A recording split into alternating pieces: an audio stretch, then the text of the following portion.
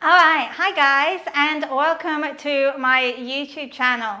Today I am redesigning my home studio, and I know that a lot of you are thinking about setting up your own home studios to take photos of your products, so I thought that I would share the process with you today.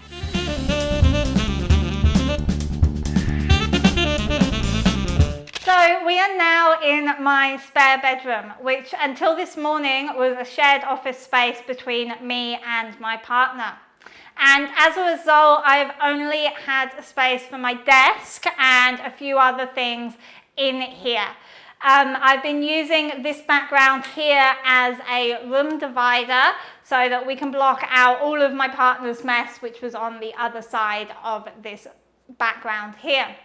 So until now, my studio has been downstairs in the corner of our living room. And this has been inconvenient because every time I wanted to take photos, I had to take my camera, which is in the dry cabinet up here. I had to take that downstairs, and some other things that I needed for the shoot. I always needed to take them downstairs. So it meant longer setup times and takedown times. So having everything in one room will make the whole process much easier and it will run smoother.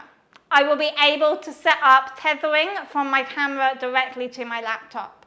This is a really useful system which enables me to see the images on my laptop screen as soon as I take them, allowing me to see the images bigger than on the camera's LCD screen and making it easier to check if I'm happy with the image. Now, this room is 3.5 meters by 3.5 meters, so I actually have a reasonable space to work with. And unfortunately, we are renting this property, so I can't do anything drastic with the space, such as drilling holes in the wall or the ceiling or anything like that. But we're still going to make it work. So my partner has already taken all of his things out of the room, so that everything that you are seeing in here at the moment is staying in here, but most of it's going to move around a little bit. I have made a plan for how I want the room to look, which you'll now be able to see. I made this using an app called Magic Plan on my phone. I took a screenshot of that plan and then added in the notes in Canva. So the only thing which is staying in the same place in this room is the filing cabinet, which you can just see in the corner of the shot over here. That's going to stay in the corner there. My desk and my drawers and my dry cabinet, which are all along this wall over here, I'm going to move them over to the opposite wall. So they're going to be on the wall where the background is currently standing. Then I'm going to bring in my table from downstairs, which is where I'm currently doing all my shooting, and I'm going to put that where the desk currently is. So that's going to go over on this side of the room. Then I've got these two small tables here. I'm going to place them along that window wall there.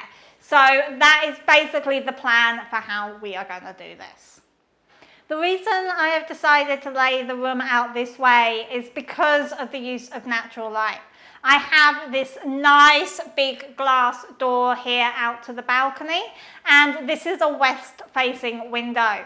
So at the moment we're not getting a huge amount of light coming in from that window, but in the afternoon I get a great amount of natural light coming in here through that window. So I'm placing my main table for shooting along this wall in front of that nice big window, so it'll give me plenty of lighting options. The wall on this side of the room is also a plain white colour, which can be used for the background. Whereas the wall on the other side of the room is a brick wall. Although it is painted white, the bricks don't make it as good for using as a background.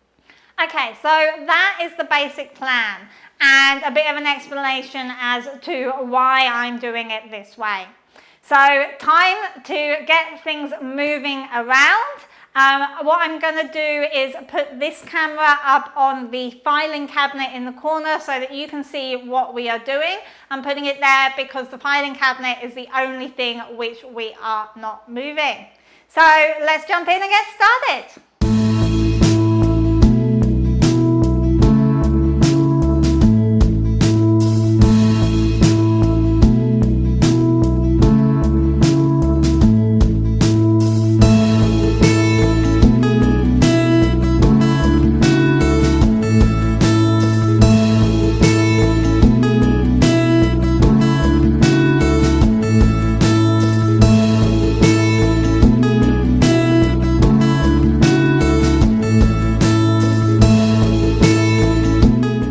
So we have finished moving everything around. It only took us an hour and a half to do so. So it's not very long at all, and it is totally doable for you to do at home. Having a plan made it super quick and easy as we knew where everything was going to go. So as you can see, the desk is now on the opposite wall over here, next to the filing cabinet, the drawers, and also my dry cabinet in the corner there. My dry cabinet is where I store all of my camera equipment, and it keeps it at a nice temperature, especially in the humid environment that I live in up here in far north Queensland. So I'm using the corner over there of the room to store all of my stands and everything that's like tripods, stands, all of that kind of thing. Then I've got that extra table there which I'm going to be using to charge all of my batteries, and I've got my paper cutter on there as well for cutting up prints and other things. It also has plenty of storage space under it, so that is going to be really useful. Then on this side of the room, we now have my nice big table here, which is what I'm going to be using for all of my photo shoots, or at least the vast majority of my shoots. Now, unfortunately, we did have to take the door off to get this table into the room, just because it's such a big table, but I like having such a big table because it gives me plenty of space to work and set up my scene how I want it to be. I have managed to fit the backdrop behind the table, so between the table and the wall. I can take this down or I can leave it there, change the backgrounds around. It's going to give me lots and lots of flexibility. So I've also arranged my lights and everything at the moment. So you can see I've got 2 ring lights on either side of the table here. I've also got my tripod set up, ready to put a camera on to take a picture. And then here I have another stand.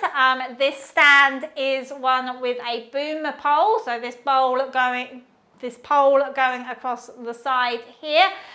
This can move around and I can hang reflectors on it, I can hang backgrounds on it, I can even hang lights or my camera on it as well. So that's a really useful piece of equipment in my studio. So yeah, that's pretty much the setup that we have now. I still have a few small things to sort out in the room. It's not completely perfect at the moment, and it will change as I start to work with the space. I will find where I actually want things to be, where I find them more useful as I'm working. So things are likely to move around a little bit. But the general layout that I have now is how I plan to use the space from now on. I do need to get a couple more extension leads. So this light here actually isn't plugged in at the moment. I need to get another extension lead so that I can actually plug this light in. And I would also really like to get some blackout curtains for that door over there, just to give me some more flexibility with the lighting in the room. So what are my recommendations for your home studio? Well, start by doing some research about what equipment you need and plan out the space that you have. So can you actually fit things into the space, the equipment you've got? Can you fit a big table like this into your space, or do you need to use a smaller table? Can you leave your equipment set up? Like I've got my lights and my tripod and everything set up at the moment. I can quite happily leave these set up between shoots. That's not a problem, but it depends on your space. You may have to take them down and store them somewhere. So these are all kind of considerations that you need to think about before you actually start setting up your studio. The other thing is to ensure that you have neutral colors on all of the walls and the ceiling.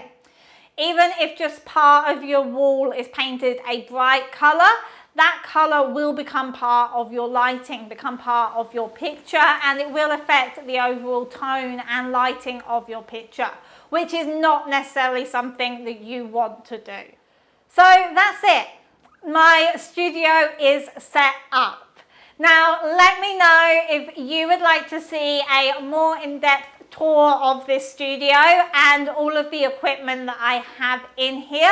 That is definitely something I can do for you. Also, don't forget to subscribe to this channel and give the video a thumbs up if you have been enjoying this. On my channel, I'm always sharing lots of tips on how to improve your product photography. So thanks for watching, and I'll see you again in the next one. Bye bye.